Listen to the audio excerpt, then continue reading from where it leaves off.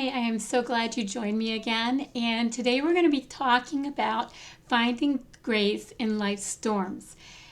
This is something that I think is so important that I share about today, and some of it is very personal. I won't be sharing the details, but I hope this will bless you and help you, because I don't know of anybody in life that hasn't experienced some sort of trial in one degree or another. And whether it's with your children, any age of your children, or it's with your spouse, or finances, or catastrophes, anything that life can bring you, any kind of catastrophe, flooding. We have flooding in our house, so I just thought of that.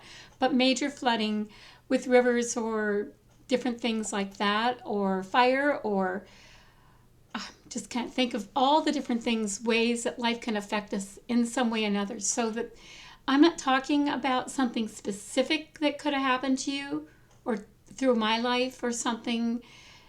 What I'm talking to you about is whatever it is that you're facing, apply it to this, because most of these things will apply right across the board.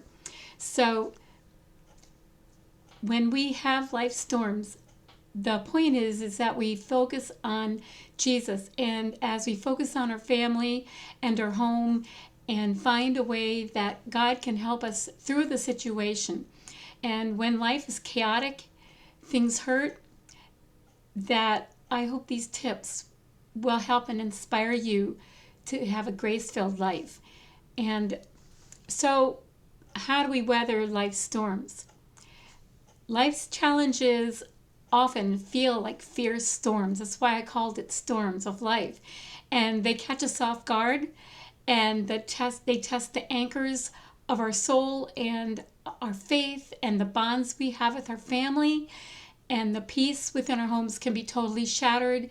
And if it'll test our family, and sometimes our families will survive, and other times it just shatters them, even though you might survive the storm, depending on your faith and where you're at.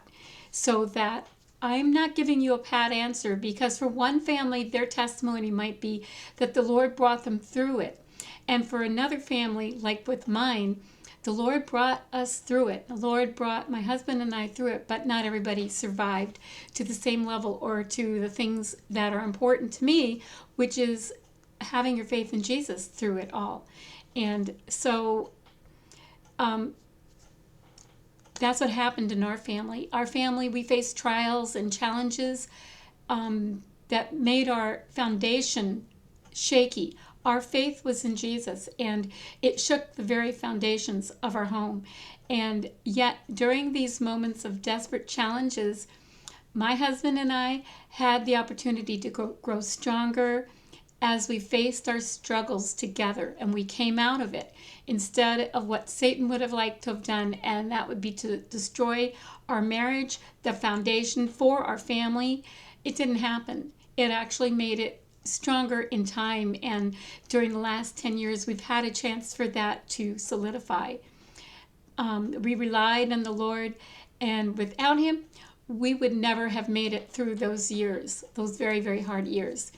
And so my prayer for you is that you will find the strength in the Lord through what I'm sharing with you today to face whatever it is that life is throwing at you, and that to know that it's only the Lord that's going to bring you through. It's not going to be your strength. You're going to have to put your effort into it, but it's going to be the Lord. And if your children come out of it walking with the Lord, that's not because of anything you did right. So for me to present this to you as you do this, this, and this, and if you do these things right, then your children will walk with the Lord, it isn't going to work, because it didn't work with my family. I thought that if I homeschooled my children, and if I read the Bible to them, and if I read them the Bible and helped them to learn to memorize and all those things, and our family did this and this and this, that our children would all grow up to walk with the Lord. And on one hand, I think, how couldn't have they? Because as a teenager, I had the fear of God in me to be afraid that if I didn't do this, and this that I knew, because I grew up in the 70s, and it was constantly talked about, preached about, that Jesus was coming back soon. I wouldn't have dared challenge that lived whatever way I wanted. I mean, I did in a way anyhow, but I always had that fear in the Lord that kept me from going too far, because I didn't go too far. And so that I was there for the Lord to guide me through those years and hang on to me and pull me through. But so it's the Lord who brings us through. We cannot take credit for anything, for any way our kids turn out, our family turns out. I've heard people say that our kids turned out, and they mean walking with the Lord, because of the way we raised them, and that is not true. And God, his children were the Israelites, and they didn't walk with him. Many of them didn't walk with him. Many had dire consequences because they didn't walk with him. And God is the best parent. He is the most successful parent, and yet look what happened. So it has to do with the person's choice, whether or not to walk with the Lord. The parent's choice and the children. I know families that I used to know, and then I hear that some of them are divorced. Some of them didn't survive. Their marriage didn't survive. And even if the wife makes it through, even if she got divorced, but she's walking with the Lord, and if she's the only one that's been faithful to the Lord through all those trials, it doesn't matter. She got divorced. It doesn't mean that she was not successful with her faith and through the trials, that the Lord wasn't faithful. And I'm going to try to show you how. So as we face our hardships, head on with courage and grace, our faith can be deepened. And hopefully our family will also be fortified, and our homes become a true sanctuary of support and love. We can write neat things. We can say really wonderful things. And I can give you a way to do it. And if you do this, this, and this will happen. I can't promise you that that's going to happen. And that's just what the Lord showed me through the things that we went through as a family. So even if your family is shattered, the Lord can be glorified through your faith and trust in him. Even if your husband or your children do not trust the Lord through the situations that you faced as a family, and whatever your family is going through right now or in the future or whatever. Once I went to these meetings when we went away to a family camp, and I made a promise that I would follow the Lord and be faithful to him, no matter if my children followed the Lord or not. And after that point, it was like 2 or 3 that I was already concerned about. And there was a 4th of our children. And I would have been shattered if I knew that at that point. Thankfully, we don't know all that's going to happen in the future. Just one step at a time, one day. But make that promise to the Lord that you will follow him, no matter if you're the only one left in your family that's following the Lord faithfully. Because that is what success is all about, not what you can be doing or are doing. So that even if your family is shattered as a family, if you still follow him, all is good. You have found the grace, and you can live the life that's a grace-filled life for Jesus. So remember that even during the toughest storm, Jesus will not leave you or forsake you. He's there in the storm, just like he was in the boat when the Galilee, the Lake Galilee was just all, the Sea of Galilee was just having this horrible storm. He was there to calm the storm. And then another time he showed up and he was walking on the water. That's when Peter got out of the boat and he calmed the storm. And lo, I am with you always, even to the end of the age. That's Matthew 28:20. And then in Deuteronomy 31:8, it also has a similar promise. And you can trust the Lord always, always, always, always. So I could tell you that your family will pull through your situation But that's not always true. I can tell you that you will bond closer to your husband or children, but that also is not always true. And that your children, I can tell you also that your children will be resilient in the situation, and that isn't always true. They might struggle. They might struggle for years. They may never come around. I can't promise you that they will. Especially if you follow a formula, it doesn't mean it will turn out that way. It has to do with the choices that they are making. They have a free will. And so it doesn't matter if you do everything exactly right, the way the Bible says or the way that book says that you're reading. So when life catches you off guard and you lose your footing, keep your eyes on Jesus even when no one else does. He will not leave you. He encourages you not to be afraid, not to fear. So, building stronger bonds. If I did life with my family over again, I'd do many things differently. There was a song I used to like when I was about 14. It was sung by Kate Smith, and it went, I'm not going to sing it for you, but it went kind of like, if I lived my life over again, I'd do the same things again. Problem is, for me, that hasn't been true. If I lived my life over again, I'd try to change many things that I did, many books that I read, many people that I followed. And the only person to follow is Jesus, and not even the books of people that are Christians that have the right idea. Even don't follow me either. As a couple, we chose to follow God and teach our children about Jesus and the importance of following hard after him. We did a lot of things right, and many things were not the best to do, and we all failed.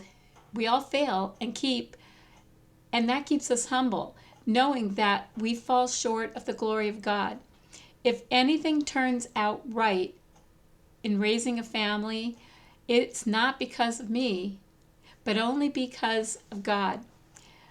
And so I'm going to read you something, and I'm just going to say, we did all these things, or if you did all these things, and then I'll have some comments after that.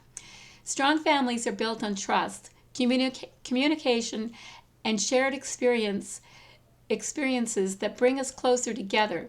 In today's fast-paced world, it is important to intentionally carve out time for meaningful interactions with our loved ones. This can be through simple activities like cooking together, playing a game, or having deep conversations over dinner. These small moments create lasting memories and strengthen the bonds of our families. And we did many of those things as a family. And I can tell you, it didn't turn out right. Maybe sometimes, often, love was missing. Just the tension of the moment, all the things to do. And that's a key thing. But even if we did all the things right, your children have a free will. And if it didn't turn out the way we expected or you expected, in many ways, we brought our struggles into our marriage just like you do. And things don't always turn out the way we expect. And unless children choose to follow God, it's just not going to pan out the way we hope or expect. And it takes a heart after God's own heart, and not a parent who has a heart after God's own heart. It takes a child also having that heart. And so our family went through many, many things and difficult times that I won't even get into. And I don't even want to cloud what your family's going through and how you resonate with this, because I want you to hear the most important thing, that it's God who's going to do it, not even you. And that any formula of anything you read or listen to, you'll have these 5 things that you can do to have your children walk with the Lord or turn out right, or these 5 things to do for a family. It's not necessarily going to work. I hate to disappoint you or discourage you, but you got to put your faith in God and be willing to walk with God no matter how things turn out, that you won't take your faith and your eyes off of Jesus. And so you can have things that will derail your family, your marriage, and just keeping your eyes on Jesus. Okay, the next one is embracing your family and encouraging your family to heal. And during these times of family struggles, it's essential to embrace the healing process with open arms and hearts full of love. And that's easy to say, but the thing is that it's taken 10 years since our family went through all those things. Some of us haven't healed. Some of us have been taking the whole 10 years. I don't feel that I am fully healed from what I went through.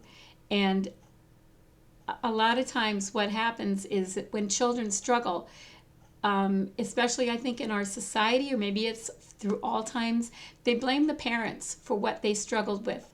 And they blame them for their faults and their struggles currently as an adult child. And they'll put the blame on their experiences of what they remember as a child. And instead of taking the responsibility on themselves, and they will allow and say it's okay, or blame their current failures on their parents and make excuses that it's okay that they have those failures, instead of allowing the Lord to heal them and the Lord to direct those failures and guide them into what He wants to do with them through those hard experiences, because it's through the hard things we go through that we are formed into who we can become. And then we are actually, if the Lord does that work, we're able to reach out to someone who went through something similar to us, but only if we can go through the process that way. If we're filling our minds and our hearts with blame, excusing ourselves for the things we're doing wrong today because we went through that, we won't get to that point where we can help anybody. And so, that being said, the following are the best ways of dealing with the healing we desperately need. In an ideal situation, these things will work. And take one or two of these ideas, and I'm encouraging you to take one or two of these ideas and try them with your family. Don't try to do them all. And even if it helps one of your children or two of your children. So create a safe space where each member can express their feelings and thoughts. Maybe take them out to eat. I did that with my daughter once, and I continue to do it with her today.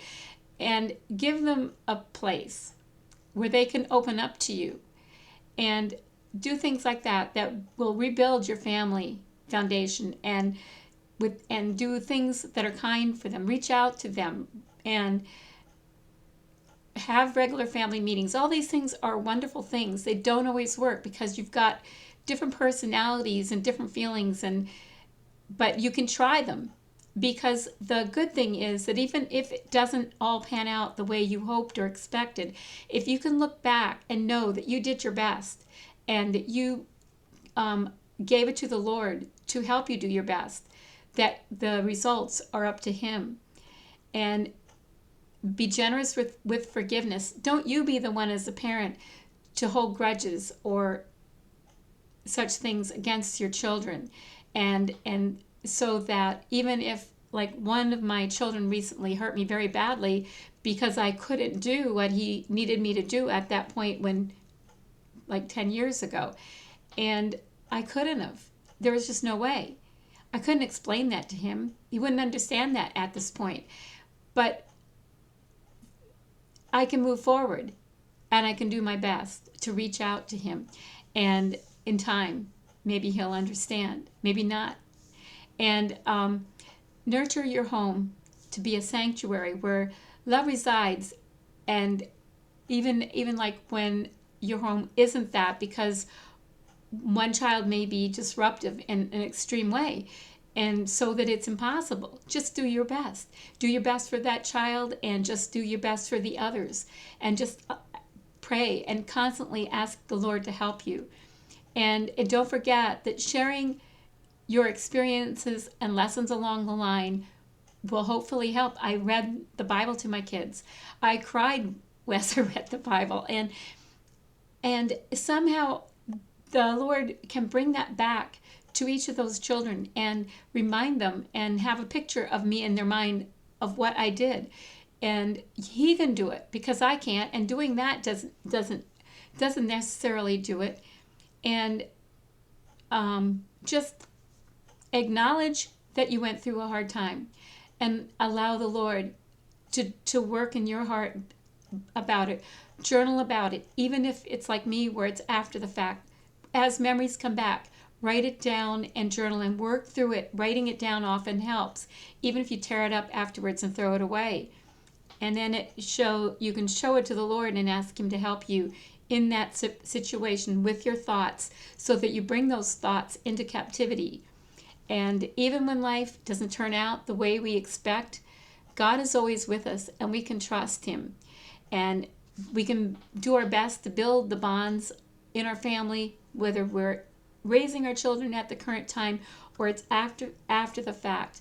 He can help us with those hurts and with restore the unity, or even the unity between certain ones, and strengthen them. If you're the only one left, your family's shattered, and your family was divorced, your husband, your marriage, you had a divorce, he can still heal your heart and bring you through that. And if your husband died, whatever, he can restore all that and keep our eyes on Jesus no matter what, through it all. And I think this went kind of long today, and I hope that it really encouraged you. So I'll see you next time.